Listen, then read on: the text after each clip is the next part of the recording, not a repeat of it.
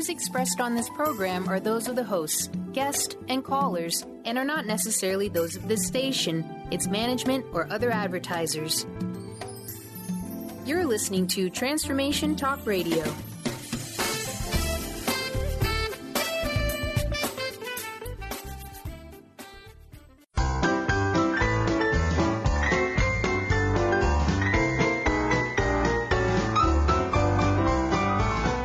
Looking for something, a new way, a new understanding, a connection, some comfort. You've got questions, and Light on Living puts the spotlight on all the answers so you can shine. Lift and lighten the load of life's challenges and learn simple and easy ways to live a healthy, happy life. You'll gain insight and start to see things in a new way that motivates you. You're invited to hear new, see different, and feel more as Lisa shines the light on living.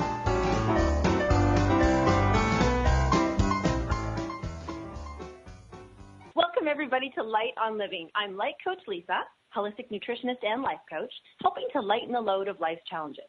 Each show, we shine a spotlight on helpful techniques, mindsets, lifestyles, and inspiring stories to help you get through, not over, life's challenges.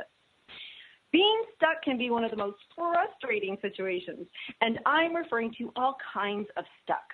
We can get stuck in a mental state, we can get stuck in an emotional space, and we can get stuck in a physical posture, like pain. I know when I'm stuck, the biggest gift I could receive, that moment, is just some hope of seeing a clearing, seeing a possibility of a pathway that gives me an option to give me freedom from that frustrating stuck space. That's why today I'm bringing the topic of acupuncture to the show, as this is truly a technique and a treatment we can receive to assist us in a shift and help us to redirect energy that is stuck and holding us back.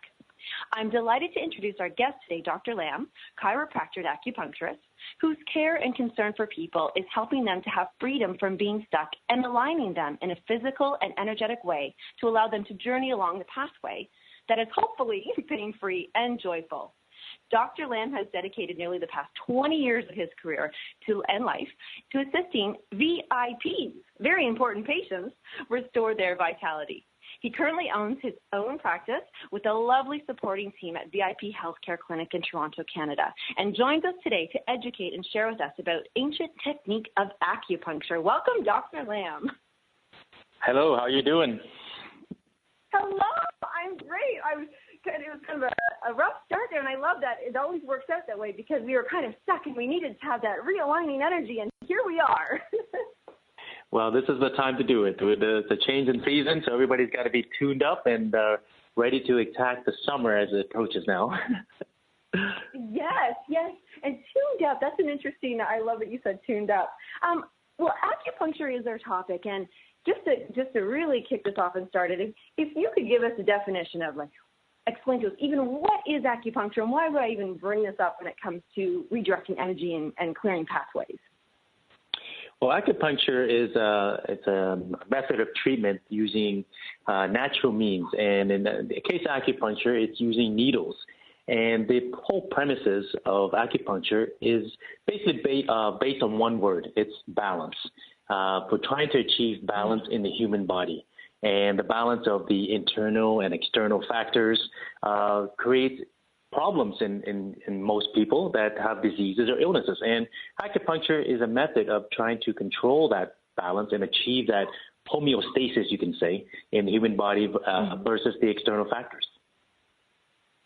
So, and I'm just going to repeat that. So when we're out of balance, let's say, whether it's being stuck, and let's say, or it's something that's not flowing, you're not being able to take care of the left and the right side, then that can really create, like you said, some pain or discomfort or just something that we need to, and by doing it naturally, which is the way we want to do it, it can really help people. And I would say even it feels like to me, it would be like a faster way, like something that you'd feel almost right away. When people do come for acupuncture, is this something that takes a while? Like, does balance take some time to restore?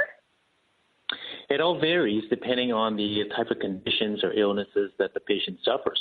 Generally, it's something that is acute or something that just came on out of nowhere. Generally, if a patient gets treated quickly and addresses that illness quickly, the chances of recovery is much faster. Now, you have other cases where it becomes chronic, and that's cases where it does take some time to heal. And, there's many different factors that create those type of illnesses. And that's why, we're here to try to achieve that balance in that patient and try to create as quickly as possible to get them back to be on track and to be in a state of balance. Right. Okay. So right now I'm imagining all the people that are listening thinking, well, I'm feeling unbalanced in this situation. I'm feeling unbalanced in that situation. And as I mentioned in the beginning, this can be anything from our mental state to a physical state to an emotional state. Who would be who could come why would one even think of coming for acupuncture? Like, who are the people that you see? What are they coming to you for? Well, the most common illness or symptoms that people come to me is basically pain. They come in here complaining of different areas of discomfort from neck, lower back, digestion issues, hormonal issues, basically any discomfort that brings to their body, whether it's mentally or physical. They come in because they're hurting, and my job is to find out why they're hurting and try to create a way to solve that problem and to get rid of that pain. And so pain is the number one reason that people come to see me for acupuncture. Okay, I love it. Okay, so I'm running my mind through this. So you're here, I'm in pain, and I think, okay, I want to go in. I'm going to try this acupuncture. If you're saying your job, you want to find out where's that pain coming from? Like, where is this originating from? When you see somebody and they've come into your office, they're sitting across from you, and they're explaining all this, how do you even begin? Like, I can't even imagine. How would one begin? What are your tools that you could help, figure out where this pain is coming from? Well, the initial assessment basically is trying to find out the history of that patient. When did the problem come on? And is there an instance that happened, whether it's traumatic or whether it came out of nowhere? So if it's traumatic, sometimes we can tie it to that problem, but it's not always the case. People wake up out of bed and they get out of bed and say, "Oh, my back hurts. Oh, I need something to get rid of this back pain." And so we say, is it getting out of the bed that is causing the problem, or has this been a buildup of many years of stress, whether it's physical, mental, has been built up, and they just happen to get up from the bed, and that's what caused the pain. So it's a long history. It's almost an interview for a job.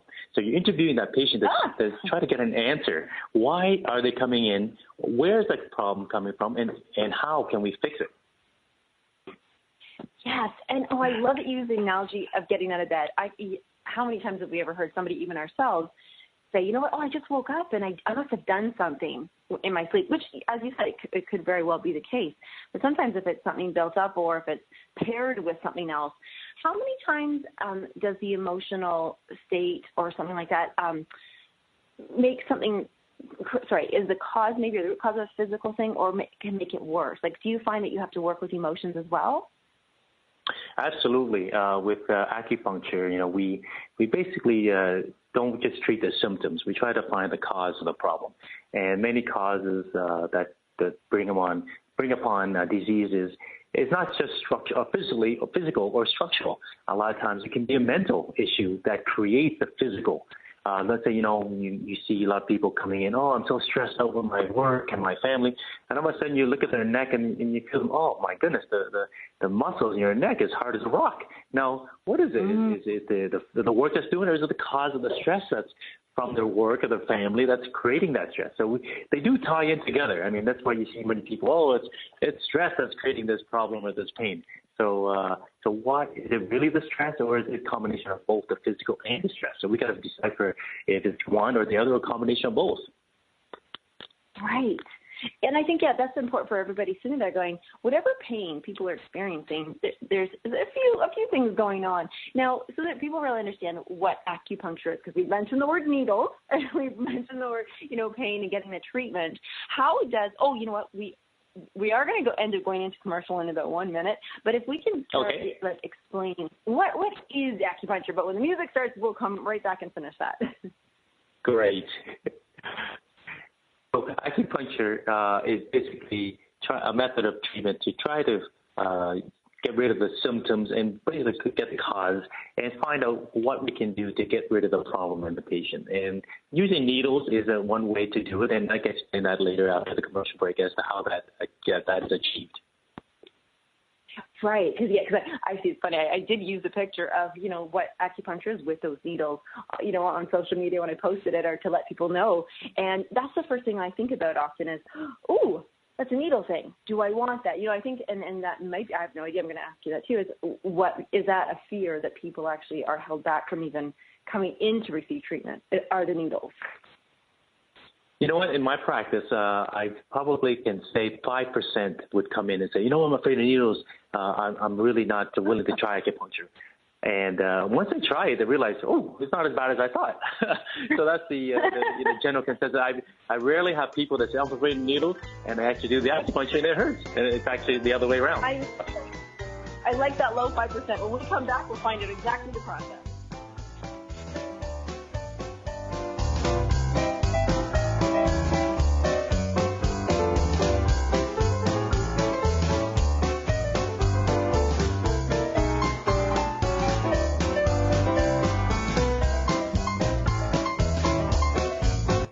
The best of the holistic, spiritual, and conscious world. Om Times Radio. IOM FM. Humanity Healing International is a small nonprofit with a big dream. Since 2007, HHI has been working tirelessly to bring help to communities with little or no hope. Our projects are not broad mandates, nor are they overnight solutions, but they bring the reassurance that no one is alone and that someone cares. To learn more, please visit humanityhealing.org. Humanity Healing is where your heart is. Join me, Tammy Adams, intuitive life coach and spiritual healer, for my new show, Karma Talk. Learn how to get rid of your karma so that you can start living the life you are meant to live. I am not going to tell you what you want to hear, but what you need to hear. Join me on Wednesday at 12 p.m. Eastern Time for Karma Talks on Om Time Radio. Welcome back to the Cat Show. Up next, we have Nico. Nico is a member of the Shelter Pet Group. That's right. A group known especially for their sunspot sleeping, ball chasing, leg rubbing, and of course, companionship. Just look how she struts. It's like she owns the place. And see how she curls up and cuddles her person. The pitch on her purring is simply perfect. Nice one. Fantastic cat. But really the best way to know an amazing shelter pet like Nico is to meet one. Visit theshelterpetproject.org today. Adopt. Brought to you by Maddie's Fund, the Humane Society of the United States, and the Ad Council.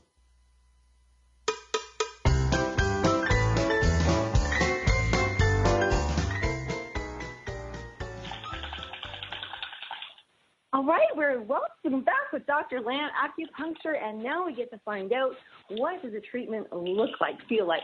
What is it like?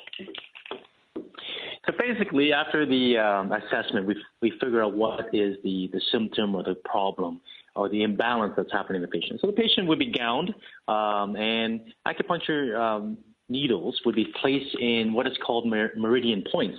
So our job is to decipher what the problem is. So the patient would be either sitting, lying on their back, or face down, depending on the problem and what kind of acupuncture points or meridian points that we need to use on that patient to try to clear out the imbalance and the stagnation or the blockage.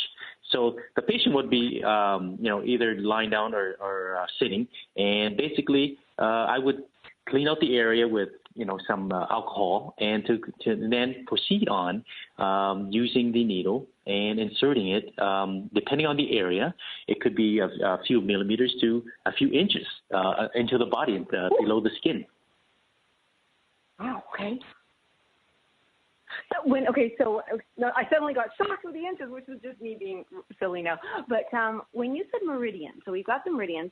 If you can, so our listeners here, we all know what chakras are. Does it have anything to do with chakras and energy pathways that way, or is this a different system?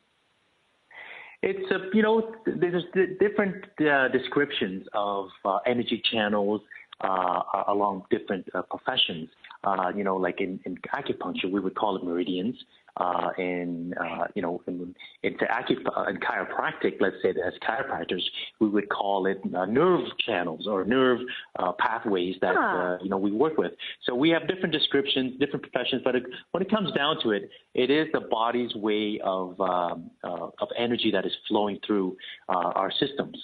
And with acupuncture, we have to decipher, like, where is the problem that is being blocked, and we try to go in there and free it up to get it back to where it's supposed to be. Okay, I love that you said that in connection to nerves. I've never got to hear it that way, so that helps me. And when I think of, somebody says, oh, there's something wrong with my nerves, or it feels like a pinched nerve, or something with blockage, we're all very familiar with that. And when we're talking about what you're doing with the meridians, and would you say that when you put one of the acupuncture needles in, I was thinking of, okay, it's going to clear it, but now I'm thinking, okay, is the needle going in and is it blocking it? What is the needle doing once it goes into that meridian point? So there's two different philosophies of understanding what happens when a needle goes into the skin. From the Eastern philosophy of the Chinese, let's say, we would say, okay, the needle's going in there to clear that blockage, which is kind of like if you picture like a hose in a garden hose. Water flows through, and let's say there's a kink in that hose.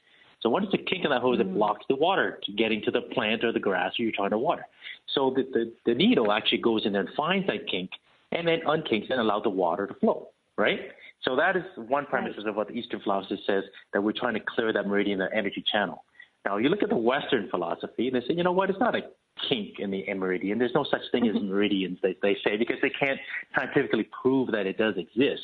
But they say, you know what happens if you specifically put these needles in certain points, you actually create some type of neurotransmitter or endorphin release, which is the natural painkillers in our body. And when that gets released, something miraculous happens in our body. We feel better, we feel less pain, and we feel more balance. And, that's how they try to understand what happens when a needle goes into our body. So it's almost kind of like we're excuse the pun here, that we're pinpointing that area which they need attention. Like the awareness to it. We're bringing awareness. Oh, I love how you said that, because now I'm imagining, serotonin or, oxygen. We're running through it and getting to there and saying, hey, pick me. So when so imagine, and how many needles would somebody, what's the lowest to the biggest number that you've ever inserted? It depends on the condition. Usually more severe chronic cases, you can have up to 20 to 30 needles inside, or you can have as little as 3 or 4. So it just depends on the condition that the patient is coming in for. Okay. Then how long would they're lying there or sitting there or whatever, and you've got the needles in, how long would they be there, and are they asked to focus on anything or do anything while they're receiving the treatment? Well, when they receive the treatment, they can be lying there as short as 5 minutes and as long as half an hour, sometimes an hour. It just, like I said, it depends on each condition and the severity of the condition and the chronicity of the condition. But the patient would just be lying there or sitting there, and a lot of times they're so relaxed in that position that a lot of times they fall asleep. So I always tell them, when they're in that position, just try not to roll over or move too much, because it can be detrimental. Right. Actually, if they were to move, would that move the needle around so it wouldn't be in the right place? Or once you put it in there, it's pretty set? It's pretty set in there, unless they hit that needle against something, whether they're on another body part or against a table. And some patients do move, and sometimes we have some patients that are technologically addicted to their cell phone. So even when they're getting their acupuncture treatments, they try to use their cell phone, and when they move, some needles fall out. And we had one instance where a patient did that, and then I put in, say, 20 needles, and I said, okay, how come I only have 19? Where did that one go? And we're looking around the whole room looking for it, and it's because she's moving around using her cell phone. So I recommend that, try not to use your cell phone when you're doing acupuncture. That's not the best thing for you. Note to everybody doing this, try to give yourself a little bit of that, because we are trying to send a message to that area and give it love and respect that time. Now, I read something. There's something called, I'm going to say it wrong. I'm going to say it wrong. Is there something that you use as a device that helps to stimulate even more? So something to do with electro something or other? Yes, electroacupuncture has been around, people trying to understand where it came from. But back in the 1800s, it was the French that actually discovered it. And they said that by using the acupuncture, it stimulates the needles further to get a greater effect of, what we're trying to achieve. So basically, it's a clip that you would attach to the needle, and that clip would be attached to an electrical device sending out different intensities of electrical impulses. So you actually feel the electricity going through the needle. Oh my! Okay. Wow. Now, is that something you would start somebody off right away, or would that be after you've been doing the acupuncture for a while, and then you say, you know what, I think we need to take this up a notch? That varies upon different types of conditions being treated.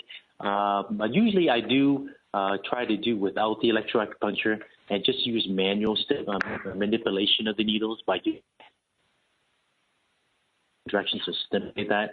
And after a while, if I do a few treatments or whatever, I find that, you know what, this is not getting the effect that I want. And sometimes I would include the electroacupuncture in there to see if the patient responds better to that.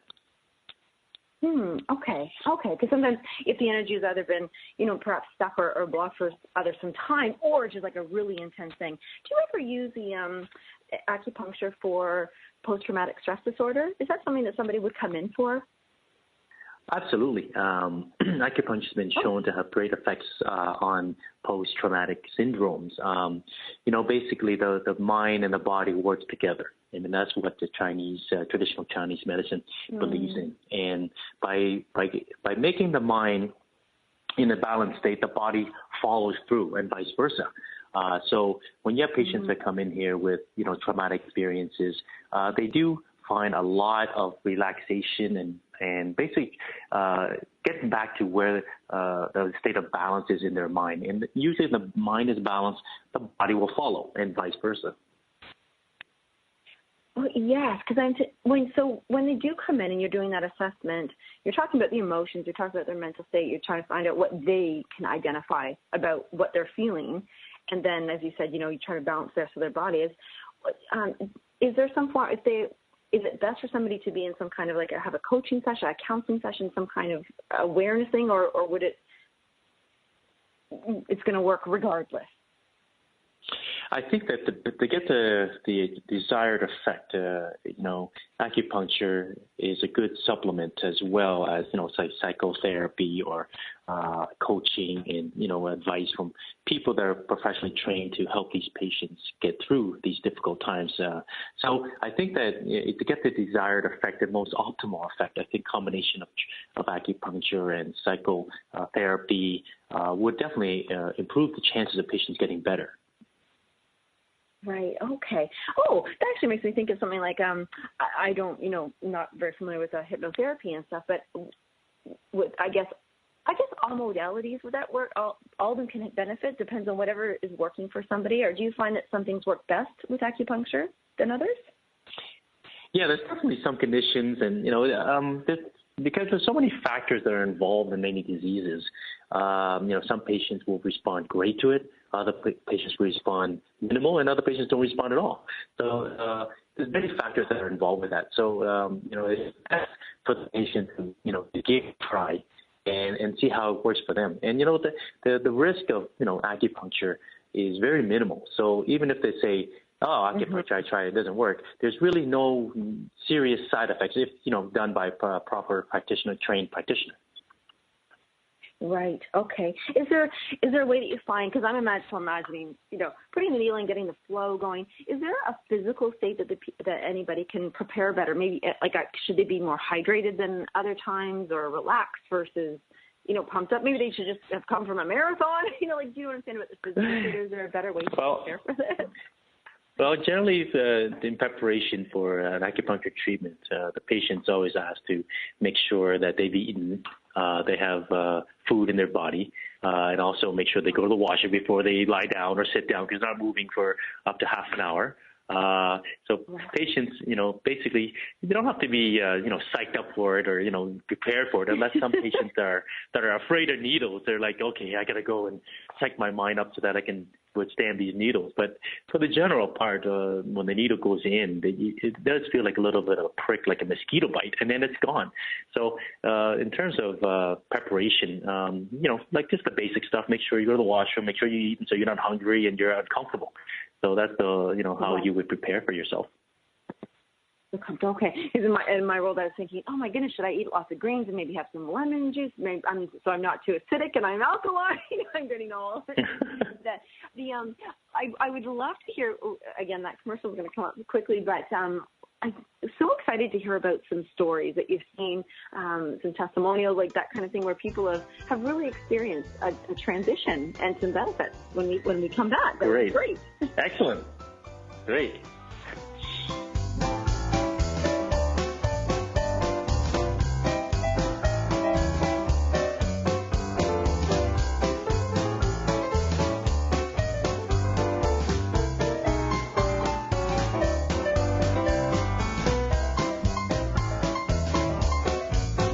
The best of holistic, spiritual, and conscious world. Times Radio. IOM FM.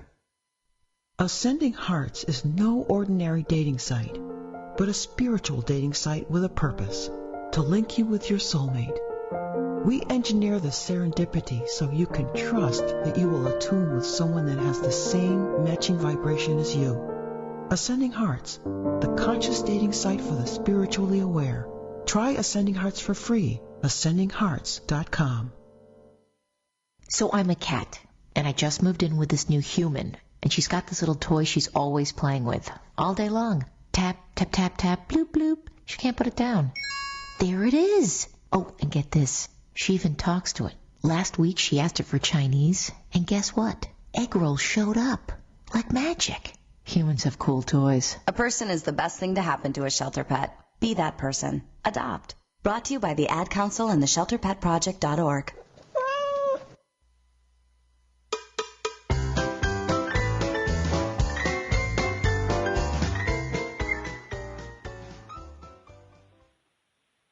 Having a very interesting conversation about acupuncture with Dr. Lam.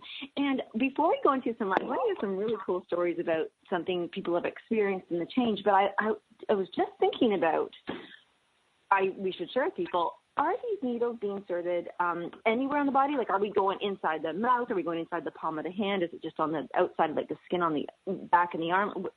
Where do these needles go and don't go? Needles, basically, it's picked by the practitioner to treat a certain condition that they're coming in for. And it can be applied to anywhere from basically the head to the toe. So the scalp, the face, the ears, basically all the way down to the toes. The areas that you would avoid are basically nothing internal, like orally or in the eyes or on the belly button. Those are the areas that, we do not go into. Okay, because I was thinking about toothaches or something like that. I thought, oh, maybe you would go into the gum, but no. Okay, so that's all good. So yes, and speaking of toothaches, has anybody come in for toothaches? Absolutely, we have patients that have pain syndrome. So toothache is a common one. We deal with some dentists in around the surrounding area, and they would refer patients to us. And TMJ is another condition that creates a lot of pain in the jaw.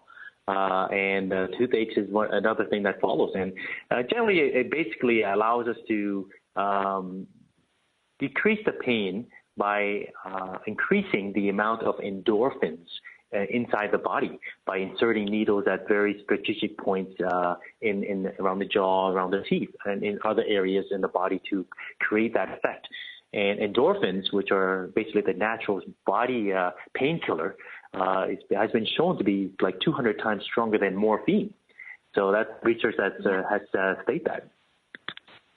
we have this pharmacy right in our own bodies. And I love that you just highlighted those things that, first of all, endorphins are our own body's natural painkillers. And you've just expressed how potent these are. And they're done naturally, just within our own selves. We don't need any external things. And I think that's a really great thing to share with everybody that who maybe is on painkillers and repeatedly, because it's very hard on the liver. But we do know that people are looking for relief. They're suffering. They want out of this chronic or potentially very new situation.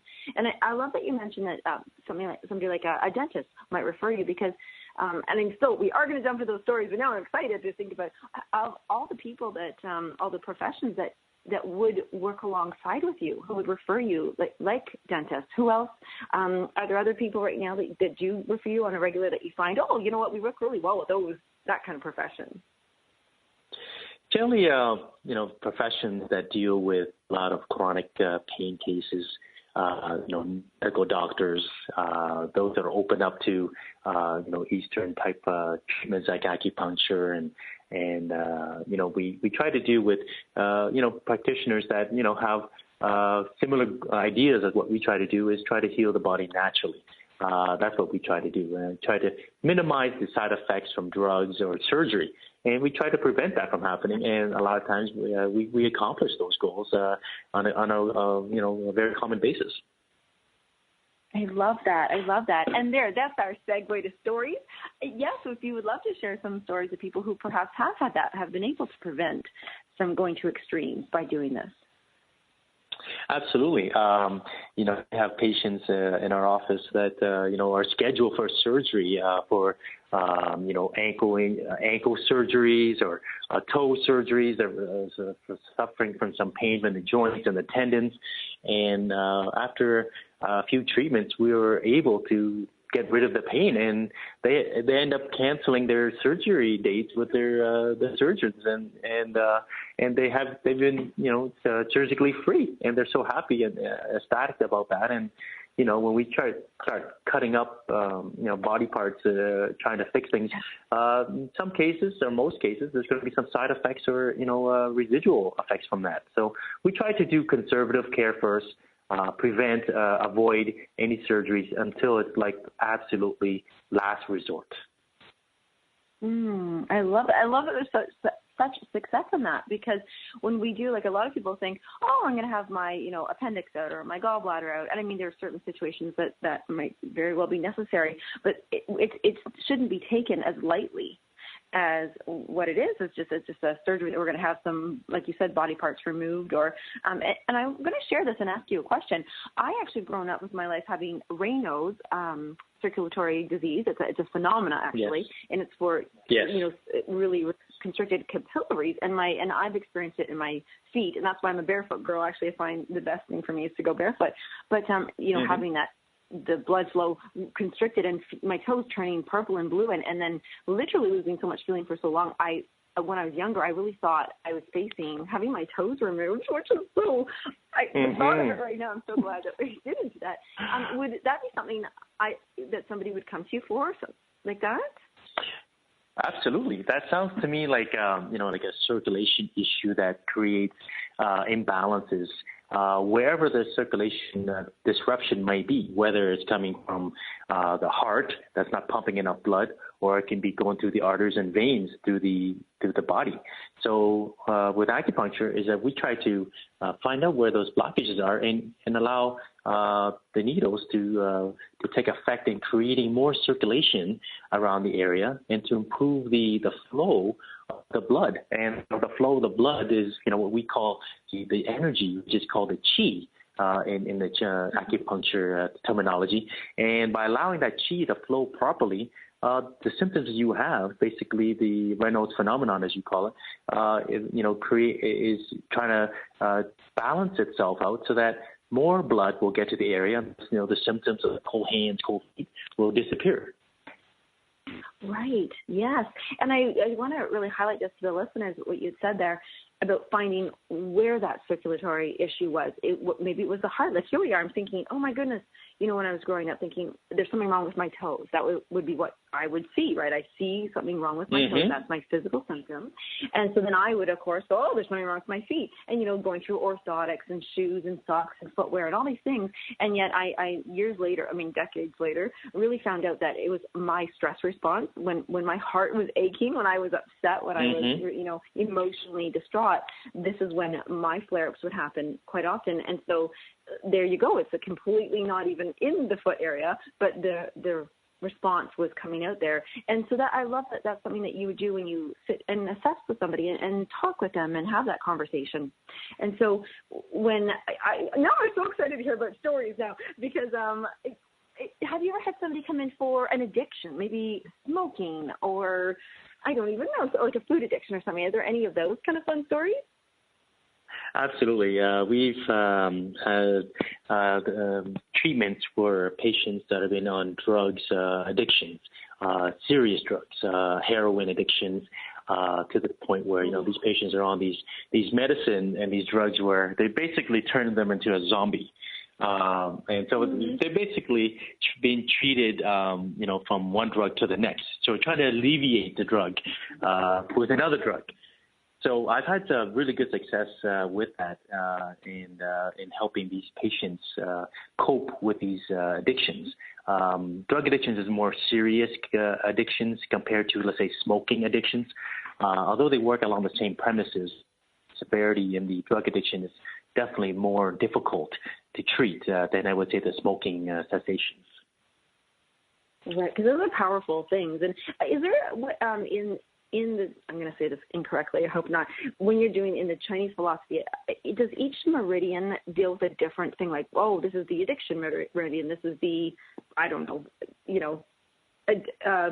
broken ankle meridian. Like, are they set like that, or how do the meridians work with each specific thing? So each meridian is named after an organ. There's 14 main meridians that exist through your body: the lung, the heart, the spleen, the liver. All these meridians are named for a certain function. Some of these symptoms will, during the assessment, will allow us to pick out certain meridians to address those symptoms that they have. So it's not necessarily say, oh, this is the addiction meridian. It doesn't work like that. There's many different meridians that must be used in conjunction to address a certain problem or blockage or stagnation that the patient's be diagnosed with. Actually, it's funny when you say liver. Of course, in my world, I'm thinking, oh, that's where the anger emotion resides, or the jealousy or something. That's right. That really passionate, but on the negative side of things. And would somebody come in and have you had an experience with somebody who comes in for emotional pain? Absolutely. We see a lot of emotional issues, whether it's stress, whether it's anger issues, or whether it's just sensitivity issues. Some patients come in and they say, you know what, I cry all the time. I'm very sensitive to this. I'm very sensitive to that. So again, as I analyze, being in this health profession, we see the different types of diseases that we deal with. And, if you analyze all the diseases that are out there, you understand that it is about balance. And every disease that is out there, you can analyze and say whether it's too much of or it's too little of. So if it's too little, we got to basically increase it. If it's too much of, we have to decrease it. And you can see all these diseases that we see on a daily basis, like high blood pressure, high cholesterol, diabetes. What are these problems? And you analyze the patient's lifestyle and the problems. You can see that usually it's in excess. And that's where the problems comes in. And with these emotional states that you're referring to, it's the same thing. Whether they're too emotionally charged up or they're just not enough. So we got to fine tune that and try to find a way that to create that balance again. And once you create that balance, the patient's symptoms goes away and they live a normal life without having to deal with these symptoms. I love that you use the word excess, meaning there's just too much. We do have a lot. There's so much in our lives. I do feel like a feeling of overwhelm that comes from a lot of people, and this includes everything from overeating chemicals, over-consuming of painkillers, over-consuming of emotion, and there's just so much. It seems there's so much, and that's the excess. But at the same time, we're creating this blockage, not because we don't maybe we're not offering ourselves enough compassion or not offering ourselves enough help and assistance from others. Do you find that people have you seen, because you've been your practice now, so VIP, I love that name, very important patients, VIP Healthcare Clinic, has been, you're just under the 20-year mark for a little bit there, but have you noticed more people are coming more openly? Have you seen, not just because your business is amazing and wonderful and helpful, but because more people are saying yes to themselves? Saying what again? Say it again. I didn't hear that. Oh, saying yes. Like they're saying yes to themselves to say, I do need care and I will go for this. Like, are you noticing that more people are accepting to receive treatment and help, having somebody else help them find balance than before, like when you first started? Or like, are people more open to this? Well, you know what? Sometimes it's level desperate needs in the patient's life. They tried everything else, and you know what? I tried everything. I can't get the results I'm looking for. I'm going to give this a shot. And that's a lot of times we see that. And you know what's funny is I find that, speaking with males and females, I find that the men, they wait till the last minute in terms of getting help to try to give that, yes, let's give this a shot, as opposed to a woman who's, I think, more in tune with their body, and they understand, hey, if I don't take care of this, something else is going to happen. So I'm going to take care of it right now and call somebody to help me. Whereas a man, they wait till basically everything breaks down and then they go for it. Right, yeah, there's no answer. Well, I have a comment on that. When we come back, a few more stories and a very thing about excess.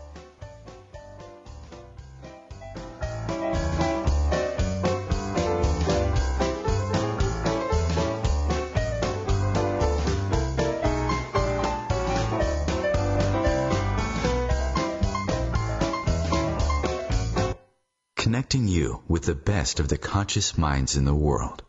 Om Times Radio. IOM FM.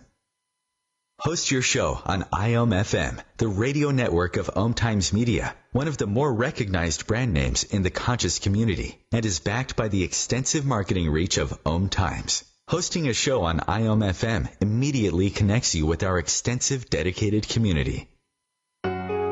Circle of Hearts Radio is a sanctuary on the airwaves. Join me, Grandmother Elia, in the circle on Sunday, 2 p.m. Eastern, as I share information to both enlighten and nourish your soul. Me, a cat, moving in with a new human. It took a little getting used to. She has these weird games she likes to play, like this giant feather. She sticks it in my face. I swat it away. She sticks it in my face. I swat it away. It's almost like she thinks I enjoy it. But seeing how much fun she gets out of it, well, I guess it makes it all worth it. Humans. A person is the best thing to happen to a shelter pet. Be that person. Adopt. Brought to you by the Ad Council and the shelterpetproject.org.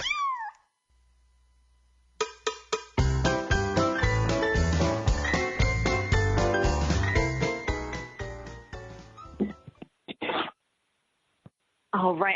You know what? It's so funny. Every time the commercial comes on, I think, oh, I have to ask that question. Oh, I have to ask this question. And so one of them, just because I have two cats running around my house like crazy today, I just want to just completely throw this in there. Can animals receive acupuncture?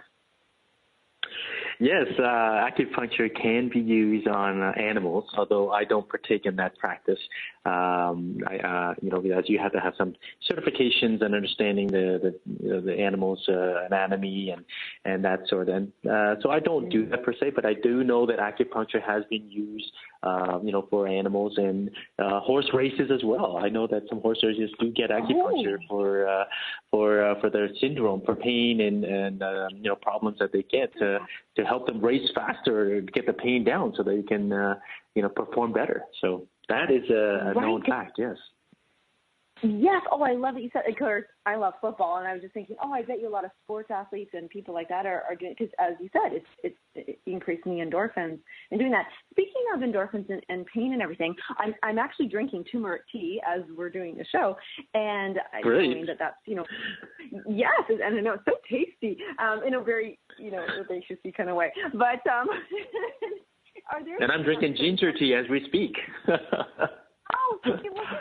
And that's more. Is that more for the stomach. I try. But, what are the things that do you recommend that people, because they're natural stuff. We want to, when I say supplements, I don't mean, again, not like a painkiller, but natural things that can assist our bodies while you're balancing these channels.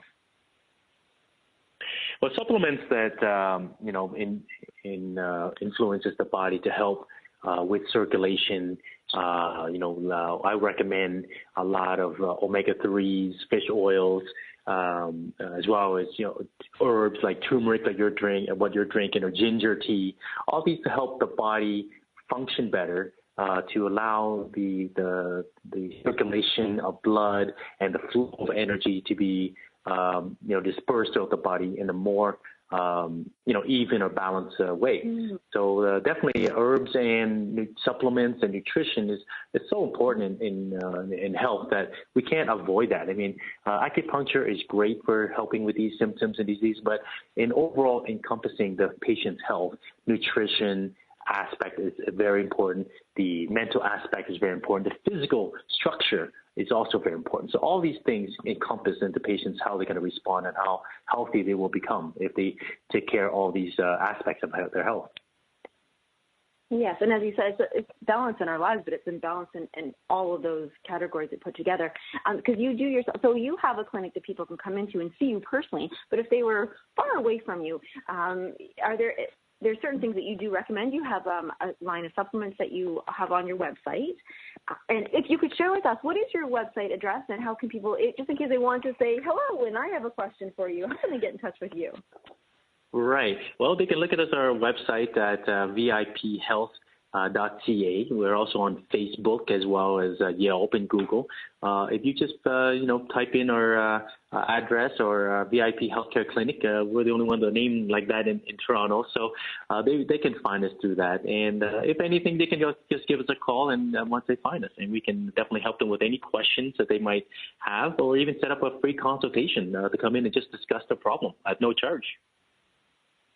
Yeah, and I think I thank you so much for offering that to people. I think there's some fears, very vulnerable state that people can be in. As we were talking about this just before the break, between men and women, some people really do wait till the last minute. Like, it's so overwhelming. And when our bodies get in a state of stress like that becomes fear. And then it's almost like everything gets shut down to even saying, I'm going to try this. So if we can, I love it. Thank you so much for offering that to people for a free consultation, because that really allows them to say, you know what, I've got nothing to lose here. I really could go in and just find peace of. Yes. And so you have a team there that supports you, but you are also a chiropractor. So I want to bring this up too, because, I was going to ask, is talking about chiropractic or say massage therapy, does the acupuncture happen prior to those treatments or after? Like, what would the process be? What were the steps? It depends on the patient's needs and the conditions. And sometimes the patient will try it both, whether it's before or after massage. But most of the time, like let's say the patient's coming in with back pain and they have a lot of muscle spasms, and I try to work with them. I say, you know what, I can't get this muscle to relax or the bones to move in the way that I want to because of the spot spasm. So, you know what, why don't we do the acupuncture first, and just to relieve that tightness and that increase a little more circulation in that area. So that way it'd be a lot easier for me to work on it. So sometimes in some patients I do request that, but I leave it up to the patient to try it out and see what works best for them. And then they make the rest request at the front and book it like, I want my acupuncture first and then my chiropractic session, or I want my massage first and then my chiropractic. Most of the time they don't request it unless it's that condition.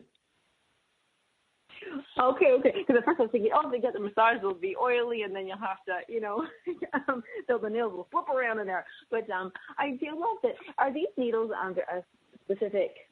Do they come from somewhere? So, is this 2,000 years old or 5,000 years old? Like, what did they use back then? Did they have these fine needles back then? Well, back in the day, thousands of years ago, it's been traced back to about almost 3,500 years ago. They didn't have any metal, so they don't have needles that made from metal. So they would make it from either from, say, bamboos or even stones. They would use these stones that would carve into the fine needle points, and they would use that instead. So it's evolved a long way now. Now that with all the technology and the resources that we have, we use sterilized needles that are disposable. So we use it once and we throw it out. So there's no harm or risk of contaminations from patient to patient.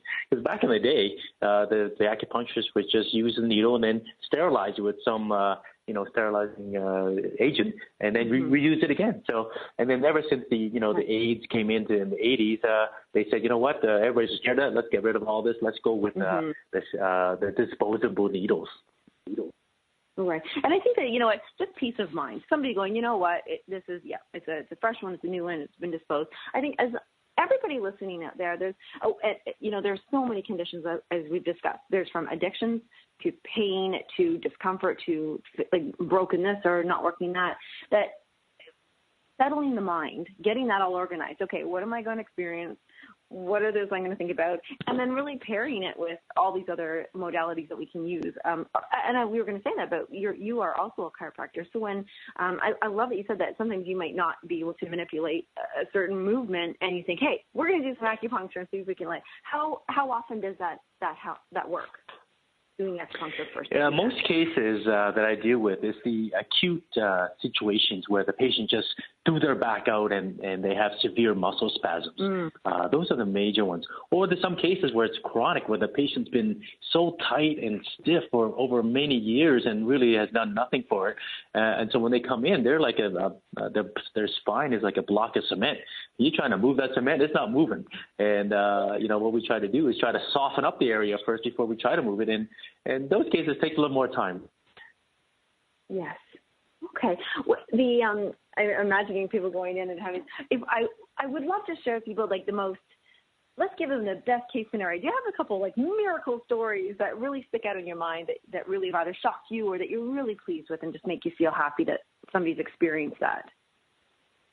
Well, the best story that I can come up with just recently was in last year around November, December. A patient came in and she's basically 2 weeks. She's pregnant and she's 2 weeks overdue. And, obviously she didn't want to go with any drugs in her body to induce the labor. So her medical doctor recommended to go try acupuncture.